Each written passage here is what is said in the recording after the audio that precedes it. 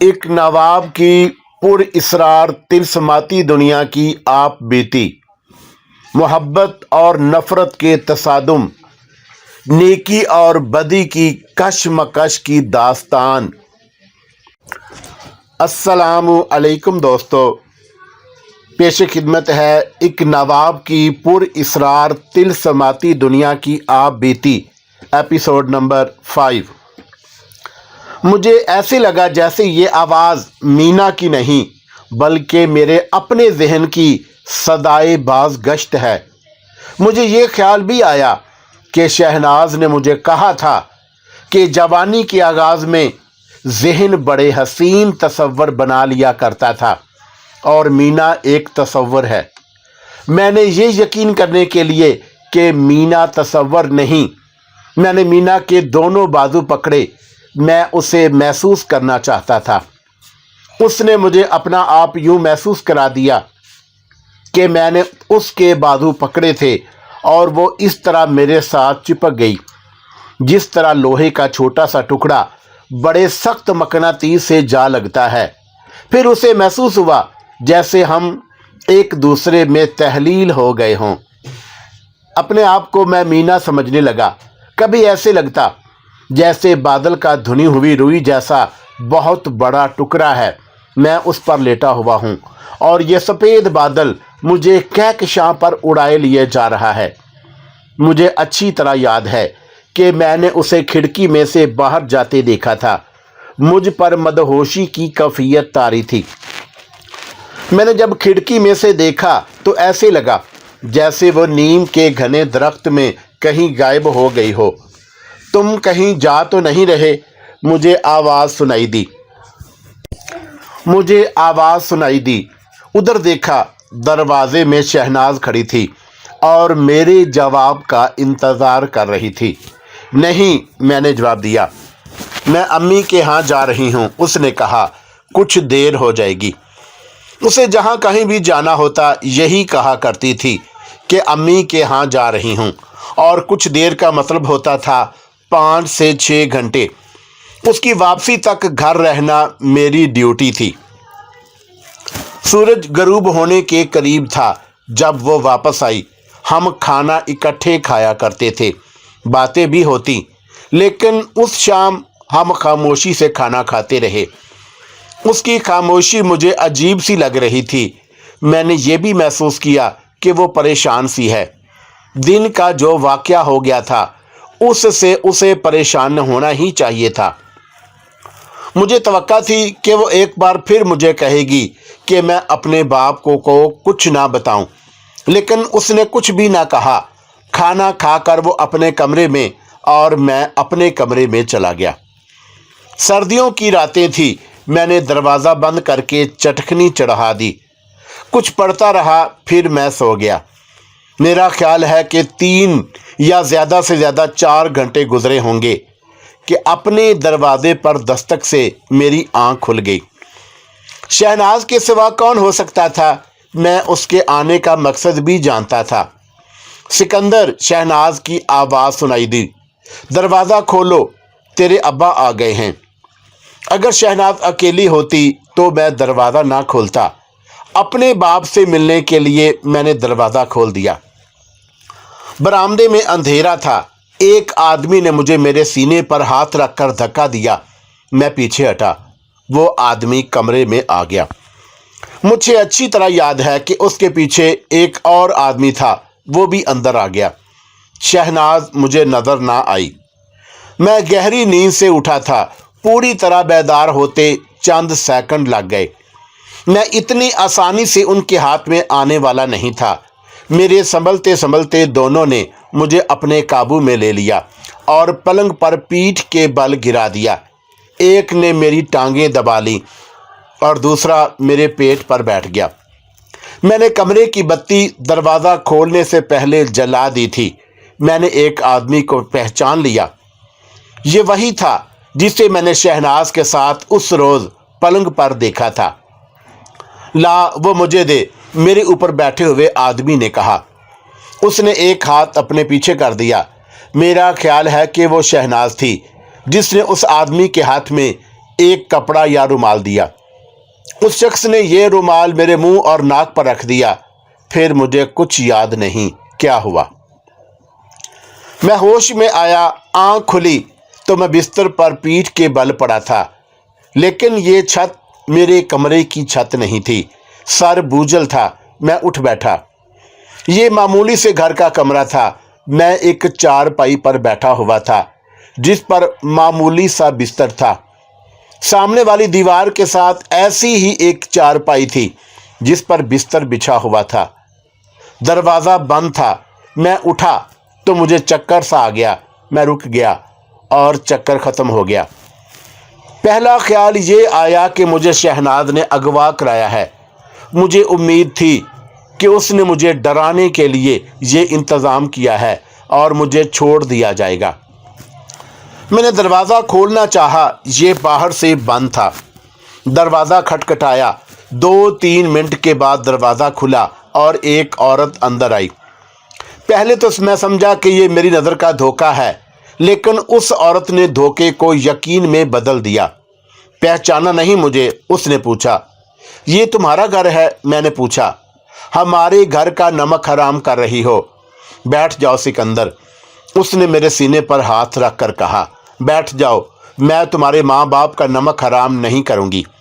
उसने मुझे चारपाई पर बिठा दिया। ये औरत हमारी नौकरानी हुआ करती थी। मेरा शऊर बेदार हुआ तो मैंने उसे अपने घर में देखा था। मुझे पता चला कि मेरी माँ ने उसे मेरी पैदाइश से 2 साल पहले रखा था। अम्मी की वफ़ात के 2-2.5 साल बाद तक हमारे घर में रही। मेरे बाप ने जब शहनाज के साथ शादी की तो उसके 3-4 माह बाद उसने हमारे घर की नौकरी छोड़ दी थी। अब इतने वर्षों के बाद मैं उसे देख रहा था। उसने जब हमारे घर की नौकरी छोड़ी थी तो मुझे गले लगाकर बहुत रोई थी। उसे मेरे साथ सगी माँओं जैसा प्यार था। मैं ज़्यादातर उसी की गोद में सवार रहता था। मुझे मालूम नहीं था कि ये कहाँ की रहने वाली है। हमारे शहर की रहने वाली नहीं थी। उसे देखकर यकीन नहीं आता था कि नौकरानी है। साफ सुथरे और अच्छी किस्म के कपड़े पहनती थी।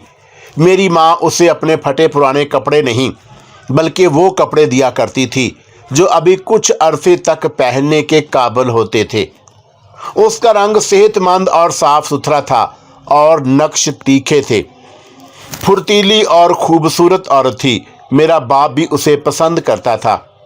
उसका नाम आयशा था और इशू कहलाती थी। अब उसकी उम्र 40 के करीब पहुंच रही थी, लेकिन चेहरे और जिस्म से पहले की तरह जवान लगती थी। मैं कहाँ हूँ इशू? मैंने झंझलाकर पूछा। मेरे साथ क्या हुआ है? कुछ बताओ, कुछ बोलो। वो मेरे सामने वाली चारपाई पर बैठी अपने निचले वाले होंठ को दांतों के नीचे दबा रही थी। तुम्हें बहुत बुरी जगह पहुंचा दिया गया है, उसने कहा। यहाँ से मालूम नहीं तुम्हें कहाँ पहुंचाया जाएगा। क्या ये इंतज़ाम शहनाज ने कराया है? मैंने पूछा। हाँ, उसने जवाब दिया, ये उसी का काम है, लेकिन मेरा उस फाहिशा के साथ कोई ताल्लुक नहीं। वो बोलते बोलते चुप हो गई और उसकी नज़रें मेरे चेहरे पर गाड़ दी। वो अचानक उठी और एक ही जिस्त में मेरे पास चारपाई पर आ बैठी। उसने मुझे अपनी गोद में गिरा लिया। बड़ी बेताबी से मेरा सर, मेरे माथे और मेरे गालों को चूमा और मुझे बाजुओं में भींच कर ऐसी रोई कि सिसकियां लेने लगी। और फिर अचानक उसने मुझे झंझोड़ा। सिकंदर, उसने जज्बाती लहजे में कहा, तुम ऐसे तनूर में आ पड़े हो जहां से जिंदा नहीं निकल सकोगे।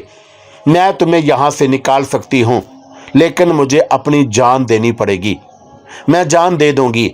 तुम्हारी माँ की रूह के आगे मैं शर्मसार नहीं होंगी। 2 दिन बाकी हैं। 2 दिन? सिर्फ 2 दिन? क्या इशू मुझे 2 दिनों में यहाँ से निकाल देगी? एक तो ये सवाल था जो मुझे परेशान करने लगा, और दूसरा सवाल ये, इशू मेरे लिए अपनी जान क्यों कुर्बान करेगी? माँ और बाप के बाद मुझे इशू से प्यार था। इशू ने मुझे अपनी गोद में लिटा लिया और दीवाना वार मुझे चूमा था। उसमें दिखावा नहीं, ये उसकी दिली मोहब्बत का इजहार था जो उसे मुझसे थी। मैं उसके प्यार में माँ के प्यार का जायका महसूस कर रहा था, लेकिन वो वक़्त प्यार और मोहब्बत का नहीं था। मुझे अगवा किया गया और मैं उस मकान में कैदी था। अगर मुझे उन लोगों के हाथों कत्ल होना था तो मुझे कोई गम ना था। माँ की मौत का गम मेरे दिलो दिगर को खा रहा था। बाप जिंदा था मगर मेरे लिए मर चुका था। वो मेरे लिए जो नई माँ लाया था उसे माँ बेटे का रिश्ता कबूल नहीं था और मुझे जिस्मों का रिश्ता कबूल नहीं था। उसने मुझे सज़ा दी थी। मैं मरने के लिए तैयार था। जिंदगी में मेरे लिए कोई कशिश बाकी नहीं रह गई थी। मैं इस वजह से भी कत्ल हो जाने को तरजीह देता कि मैं अभी लड़का था और खूबसूरत था। मेरी तो अभी मसें भी नहीं भीगी थी। क्या ये लोग मुझे कत्ल करेंगे? मैंने इशू से पूछा।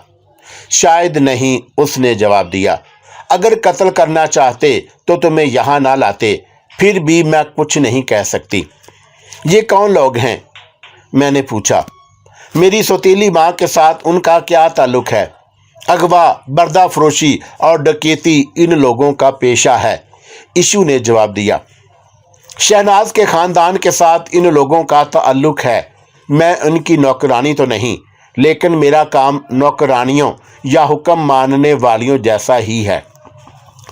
मुझे इससे कोई दिलचस्पी नहीं थी कि इशू इन जुराम पेशा लोगों के साथ क्यों है और उनमें उसकी हैसियत क्या है। मैं तो ये जानना चाहता था कि वह मुझे वाकई यहाँ से निकाल देगी या मुझे धोखा दे रही है। इशू, मैंने कहा, तुम मेरे दिल पर ना परचाओ तो मैं तुम्हारा क्या बिगाड़ सकता हूँ? मुझे बता दो कि मेरा अंजाम क्या होगा, तो मैं तुम पर हमला तो नहीं कर दूंगा। क्या तुम मुझ पर भरोसा नहीं? भरोसा हो कैसे सकता है? मैंने कहा। मैं तुम्हारे गिरोह का कैदी हूँ। सिकंदर, उसने आह भरी और उसके होंठों पर ऐसी मुस्कुराहट आ गई जो अलमनाक थी। कहने लगी, ये बताने के लिए तुम्हें मुझ पर भरोसा करना चाहिए।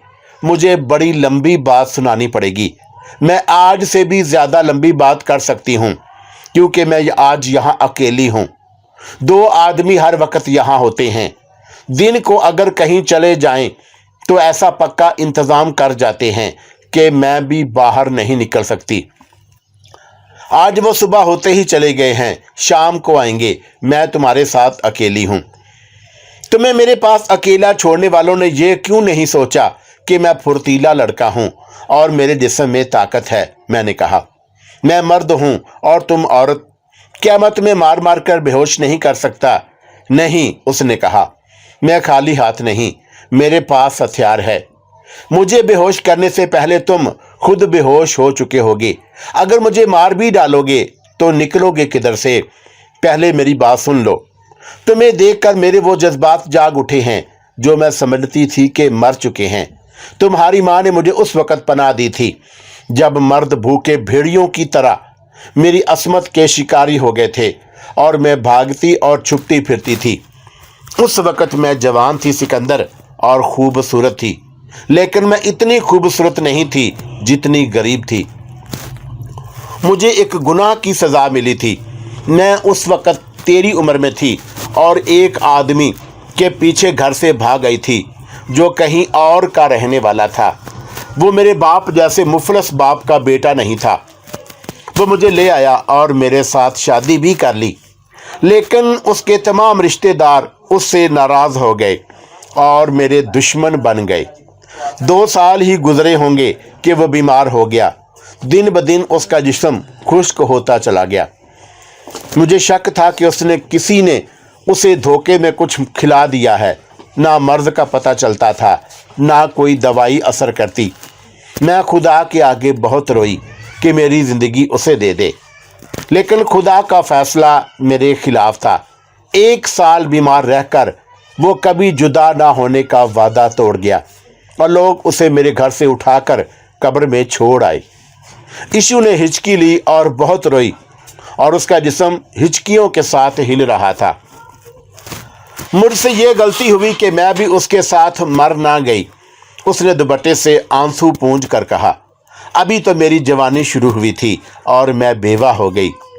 मुझे उम्मीद थी कि रास्ते में खड़े होकर देखने वाले मुझे शादी के पैगाम देंगे, लेकिन वो मेरी अस्मत के खरीदार बन गए थे। शादी तो मैंने करनी नहीं थी, मैं किसी की दाश्ता कैसे बन जाती। मुझे मोहब्बत के पैगाम मिले, लेकिन उनकी नीयत कुछ और थी। तोहफे भी आए, नकद के भी वादे आए, लेकिन मैं पत्थर बन चुकी थी। दूसरी तरफ मेरे ससुराल थे, जो पहले ही मेरे दुश्मन थे। उन्होंने दुश्मनी ये सोचकर ज़्यादा कर दी कि मैं जायदाद में खामंद का हिस्सा मांगूंगी। मेरे दिल में जायदाद और हिस्से का ख्याल तो कभी आया ही नहीं था। मेरी जायदाद, मेरा सब कुछ वही था जो मुझसे हमेशा के लिए बिछड़ गया। उसकी मोहब्बत मेरा विरसा थी, मैं उसी को सीने से लगाए हुए थी। मुझे जायदाद को क्या करना था, लेकिन सिकंदर उन लोगों को जायदाद से मोहब्बत थी। उस मोहब्बत को वो समझते ही नहीं जो दिल और रूह को फूलों की तरह खिला देती है। उन्हें मालूम था कि ये गरीब घर की लड़की है और ये अपना हिस्सा नहीं छोड़ेगी। यही कुछ सोचकर उन्होंने मुझे तंग करना शुरू कर दिया। क्या करते थे वो, मैंने पूछा। क्या बताऊं? एक तो उन्होंने ये मशहूर कर दिया कि ये बदकार लड़की है, उसने किसी के साथ यारी लगाकर हमारे बेटे को जहर दिया है। रात को मेरे घर में पत्थर फेंकते, मुझे कभी अपने खामद की कब्र पर बैठा देखते तो वहाँ से डरा धमका कर उठा देते। फिर ऐसे हुआ कि 2 बड़े बदमाश आदमी मेरे घर आ जाते और अपनी बुरी नीयत का इजहार करते। मेरी फरियाद सुनने वाला कोई न था। मैं तो डरती बाहर नहीं निकलती थी। सारा गांव मेरा दुश्मन हो गया था। अगर मैं अपने खामद की अमानत उन 2 बदमाशों और नंबरदार के आगे रख देती तो मेरी तरफ कोई आंख उठाकर भी ना देखता, लेकिन मैं मोहब्बत के विरसे को नीलाम नहीं कर सकती थी। और क्या बताऊं सिकंदर, क्या कुछ सुनोगे। मेरे लिए खुदा की ज़मीन तंग हो चुकी थी। मेरी जवानी और मेरी खूबसूरती मेरे लिए अजाब बन गई। एक रात मेरे खामद का छोटा भाई मेरे घर आ गया। वो मुझे अपनी दाश्ता बनाने आया था। उसने बड़े साफ लफ्ज़ों में अपनी नीयत बयान की और कहने लगा कि फिर मज़े से रहो। मैंने उसे धत्कार दिया और मैं बहुत रोई। वो मुझे ये धमकी देकर मेरे घर से निकला कि वह मुझे अगवा कराकर रंडियों के बाज़ार में पहुंचा देगा, और उसके जाने के बाद मेरे सहन में पत्थर गिरने लगे। पत्थर फेंकने वाले जिन भूत नहीं थे। उस रात तक मेरा हौसला टूट चुका था। जब पत्थर गिरने बंद हुए तो मैं घर से निकल खड़ी हुई। उस घर में मेरा था ही क्या जो मैं अपने साथ ले जाती। ये मकान मेरे खावंद का था और मैं जानती थी कि किसी भी रोज़ मेरा ससुर आएगा या सास आएगी और मुझे हुक्म मिलेगा, इस मकान से निकलो, ये हमारा है। मैं उस वक़्त से पहले ही घर से निकल गई। मेरा जेवर 2 झुमके और 1 अंगूठी थी। मेरी शादी इस तरह हुई थी जिस तरह लड़कियों की हुआ करती है, तो मेरे पास ज़्यादा जेवर होता। मुझे ना मेके से जेवर मिला ना ससुराल से। झुमके मेरे अपने थे और अंगूठी खामंद ने दी थी। 3 जोड़े कपड़े वो साथ लिए और मैं डरती कांपती गांव से निकल आई। मत पूछो सिकंदर, मैं जिस हाल में 1.5-2 मील दूर पक्की सड़क तक पहुंची वो बयान करूंगी तो मेरा दिल कांप जाएगा। अंधेरी रात, जंगल बियाबान और मैं अकेली जवान लड़की। ये भी ना सोचा कि मैं जाऊंगी कहाँ। सिर्फ इस सोच ने भागने पर मजबूर कर दिया था कि गांव में सारे इंसान भेड़िए बन गए हैं। गांव से निकली तो दूर से भेड़ियों की आवाज़ें सुनाई दे रही थी। मैंने दुआ की, खुदाया इन भेड़ियों को भेज कि मुझे चीड़ फाड़ कर मेरा नाम और मेरा निशान मिटा दे। मैं चीख चीख कर रोना चाहती थी, मगर ऊंची आवाज़ नहीं निकालती थी कि किसी ने सुन लिया तो मुझे ज़बरदस्ती अपने साथ ले जाएगा। रेलवे स्टेशन बहुत दूर था। मुझे ये भी मालूम नहीं था कि इतनी रात गए कोई गाड़ी किसी तरफ से जाती है या नहीं। सड़क पर पहुंची तो एक लारी आती दिखाई दी। मुझे सिर्फ बत्तियां नजर आ रही थी। मैंने सर और मुंह पर अच्छी तरह चादर ले ली। लारी मेरे इशारे के बगैर ही रुक गई। किसी ने पूछा, कहाँ जाना है माई? मैं अगले शहर का नाम जानती थी। ये तुम्हारा शहर है, میں نے اسی شہر کا نام کہہ دیا اور لاری مجھے اپنے ساتھ لے کر چل پڑی۔ لاری 3-4 جگہوں پر رکی، کوئی سواری اتری اور کوئی سوار ہوئی۔ میں عورتوں میں بیٹھی ہوئی تھی۔ ایک شہر آیا اور لاری رکی۔ میں اترنے کے لیے اٹھی۔ میرے ساتھ بیٹھی ہوئی عورت نے کہا، تمہارا شہر تو ابھی دور ہے۔ اس نے اس شہر کا نام لے کر پوچھا، تم وہیں جا رہی ہو نا؟ میں بیٹھ گئی اور کہا کہ میری آنکھ لگ گئی تھی، اسی کو اپنا شہر سمجھ لیا۔ لاری میں اندھیرا تھا۔ اس عورت نے بتایا کہ وہ بھی وہیں جا رہی ہے۔ اس نے مجھ سے پوچھا کہ میں وہاں کیوں جا رہی ہوں۔ میں نے جھوٹ بول دیا اور وہ چپ ہو گئی۔ میں نے اس کے ساتھ کوئی اور بات نہ کی۔ لاری جب تمہارے شہر میں جا کر رکی تو سب سے پہلے میں ہی اتری اور ادھر ادھر دیکھنے لگی۔ صبح ہونے والی تھی۔ مجھے اس طرح محسوس ہونے لگا جیسے کسی نے میرے چادر کھینچ کر اتار دی ہو اور ساری دنیا مجھے بے پردہ دیکھ رہی ہو۔ اب مجھ پر جو خوف سوار ہوا وہ اس خوف سے کہیں زیادہ تھا جو گاؤں سے نکل کر جنگل بیابان میں بے حال کر رہا تھا۔ اس خیال نے میرا سانس بھی روک دیا کہ میں جاؤں گی کہاں۔ اپنے قریب سے مجھے ایک عورت کی آواز سنائی دی، تمہیں کوئی لینے آئے گا؟ میں نے آواز پہچان لی۔ یہ اسی عورت کی آواز تھی جس نے رات لاری میں مجھے کہا تھا کہ تمہارا شہر ابھی آگے ہے۔ اب اتنی روشنی ہو گئی تھی کہ قریب سے چہرے پہچانے جاتے تھے۔ میں نے دیکھا کہ وہ بڑی خوبصورت اور جوان لڑکی تھی۔ اس نے میری آنکھوں میں آنسو دیکھ لیے۔ اس نے پوچھا کہ میں کسی ماتم پر آئی ہوں۔ میرے منہ سے نکل گیا، میرا کوئی ٹھکانہ نہیں۔ تب اس عورت نے مجھ سے زیادہ دلچسپی سے پوچھا کہ میں کہاں سے آ رہی ہوں اور مجھے کہاں جانا ہے۔ میں نے اسے صاف صاف بتا دیا کہ مجھ پر کیا بیتی ہے۔ اسے یہ بھی بتایا کہ میرا آگے پیچھے کوئی نہیں۔ میں کسی اور کیفیت میں وہاں بیٹھا ہوا تھا اور ایشو نے اس طرح کہانی شروع کر دی تھی جیسے میں اس کے گھر میں مہمان آیا ہوا ہوں اور 1-2 دن رک کر چلا جاؤں گا۔ میں اس انتظار میں تھا کہ وہ مجھے کہے کہ اٹھو اور چلے جاؤ، لیکن وہ بڑے اطمینان سے اپنی بات سنائے چلی جا رہی تھی۔ وہ کسی امیر کبیر باپ کی بیٹی تھی۔ ایشو کہہ رہی تھی کہ اس کے دل میں میرا درد پیدا ہو گیا اور اس نے یہ بھی نہ سوچا کہ یہ لڑکی ایسی ویسی بھی ہو سکتی ہے، چور اچکی بھی ہو سکتی ہے۔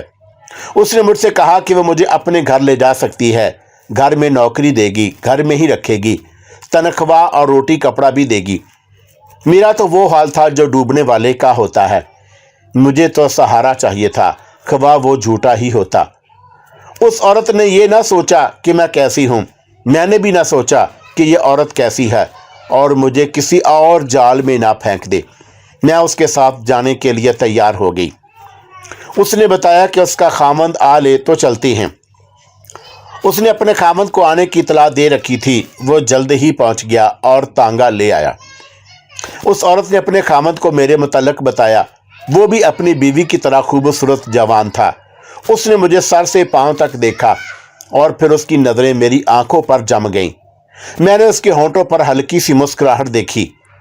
اس سے مجھے کچھ شک سا ہوا کہ میں مردوں کی نظریں پہچانتی تھی، لیکن شک جو دل میں آیا تھا اپنے آپ ہی نکل گیا۔ اس نے ہمدردی کے لہجے میں کہا، اس بیچاری کو اپنے ساتھ ہی رکھیں گے۔ اتنے بڑے شہر میں تانگا گھومتا پھرتا ایک کشادہ گلی میں داخل ہوا اور ایک بہت بڑی حویلی کے سامنے رک گیا۔ میں نے دیہات کی حویلیاں دیکھی تھی، شہر کی یہ حویلی دیکھ کر مجھے حیرت ہوئی کہ لوگ اتنے امیر بھی ہوتے ہیں۔